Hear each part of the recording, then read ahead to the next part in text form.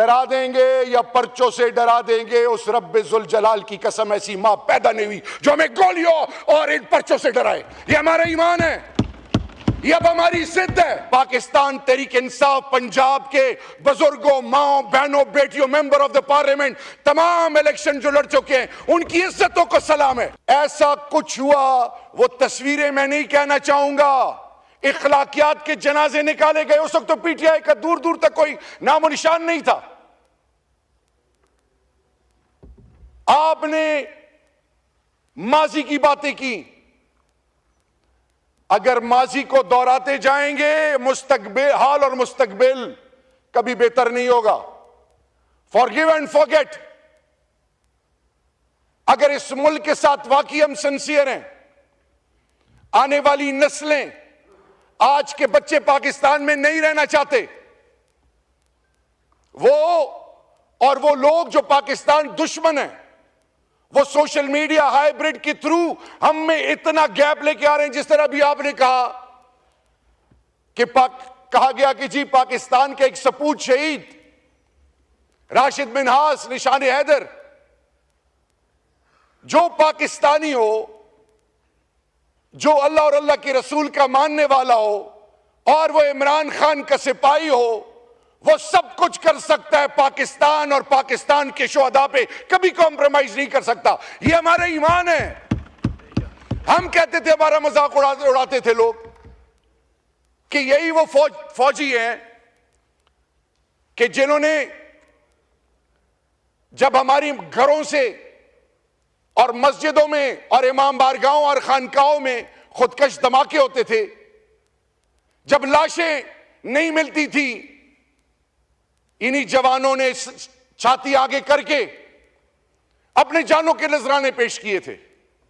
हमने तो कब, मेरा लीडर जब कहता है कि मेरी जिंदगी से ज्यादा अहमियत अफवाज पाकिस्तान से है, तो आज मेरा आपसे सवाल है कि इमरान खान और तहरीक इंसाफ और पाकिस्तान के 90% वो लोग जो इमरान खान के साथ आज खड़े हैं, आप उनको फौज के आगे कौन लेके आ रहा है? कौन ये नैरेटिव बना रहा है? कौन ये पाकिस्तान के साथ दुश्मनी कर रहा है? कौन पाकिस्तान की बुनियादों से खेल रहा है? अपने चंद वोटों के लिए, अपने चंद वोटों के लिए आप एक इदारे को एंगेज इनडायरेक्टली कर रहे हैं।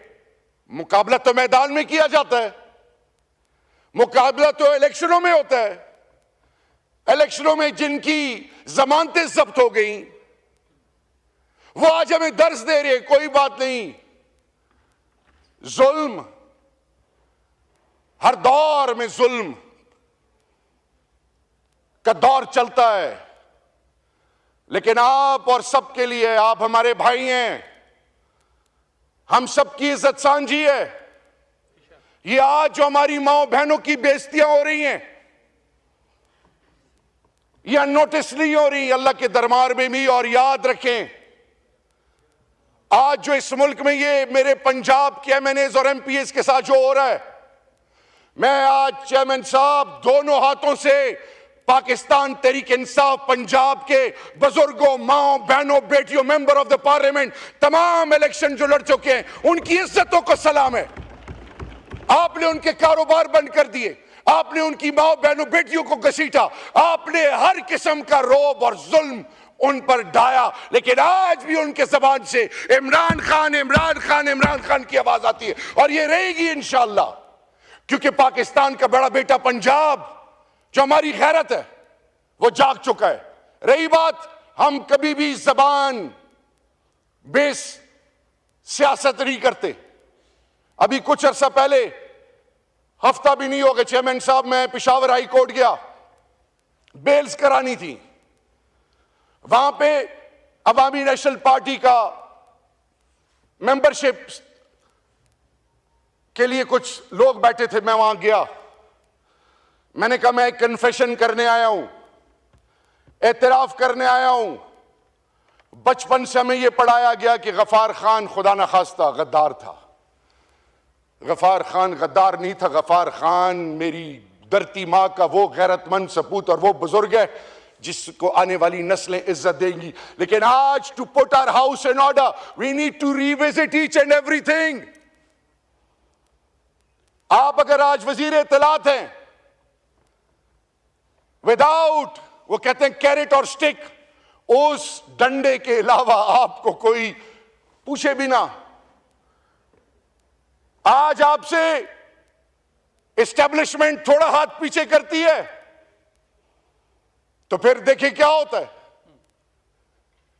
आज आपने मेरे फैसलाबाद डॉक्टर नासिर जट, निसार अली सरफराज, इनका जीना हराम कर दिया हुआ है। आज मेरे पंजाब के माए बहने बेटियां हर रात कभी एक जगह कभी दूसरी जगह शिफ्ट होते हैं। चेयरमैन साहब, मैंने स्पीकर साहब को कहा रात 11:30 बजे मेरे बच्चे इस्लामाबाद से निकले। ये कौन सी सियासत है? तो अगर आज वाकई और ये ना हमें कहा जाए कि रेंजर्स या कोई और पाकिस्तान का जर्रा जर्रा हमारा है, आप लोगों की इज्जतों पे कभी वो अल्लाह दिन ना लाए कि हम कॉम्प्रोमाइज करें। मैं आज मजबूर हूं कहने के लिए, राणा साहब बैठे हैं, उम्र में मुझसे बड़े हैं, कि राणा साहब मैं एंटी नारकोटिक्स का मिनिस्टर था, मिनिस्टर फॉर स्टेट।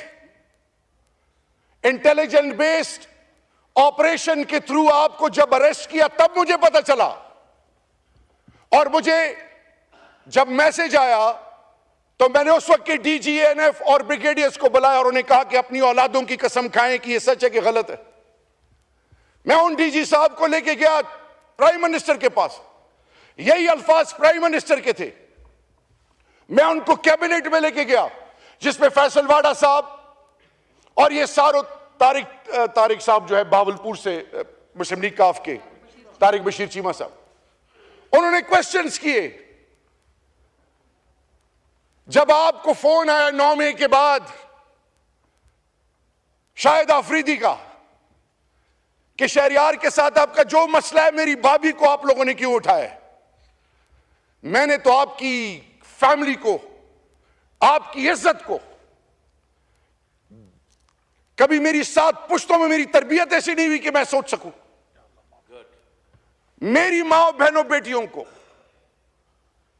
आप जरा पता कराएं कि मेरी बीवी बेटी के साथ आप लोगों ने क्या किया। मैं चुप हूं। ये बाकियों की जो माएं बहनें बेटियां हैं, राणा साहब आप तो पहले कहते थे कि जनरल बाजवा ने मेरे ऊपर केस बनाया था, मुझे ख्वाजा साद रफीक ने हाथ से पकड़ा, मैं उलझना चाहता था। अभी आपने कहा कि जी इमरान खान ने उसको कहा था। आज नीलम नामों के नीचे हैं। मुझे मेरा उस वक्त भी मजाक उड़ाया गया था जब मैंने कहा था कि नीलम नामों के नीचे खड़ा हूं। अगर इमरान खान मैंने इनके खिलाफ ये मुकदमा बनाया हो तो अल्लाह हमें ईमान की मौत ही ना दे, तब भी मजाक उड़ाया गया था। मैं आज इतने अरसे बाद भी ये कह रहा हूं, आज आप पॉलिटिकल एडवाइजर हैं, आज आपके पास इख्तियार हैं, इंक्वायरी करें, तहकीक करें, बताएं कि किसने आपके खिलाफ ये पर्चा काटा था।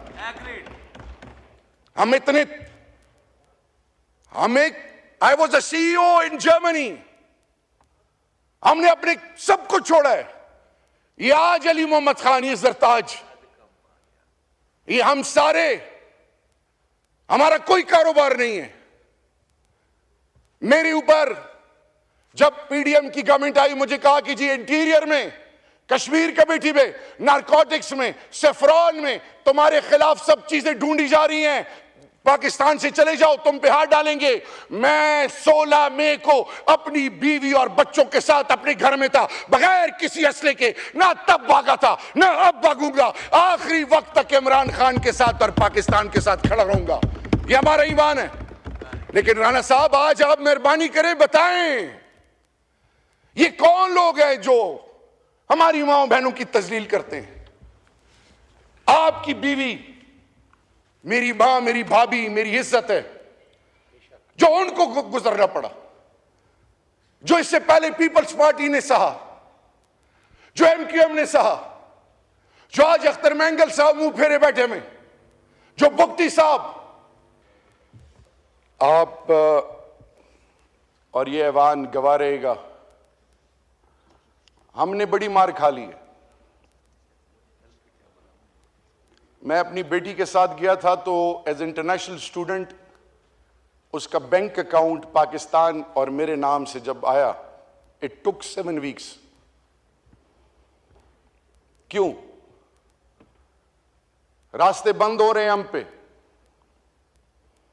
आपस की लड़ाई में हमारा वो जिसको 45 साल गले से लगाया और अफगानिस्तान हमारी इज्जत है, गैरत है, हमारा भाई है, उसके जवान क्यों मुतनफर हो रहे हैं?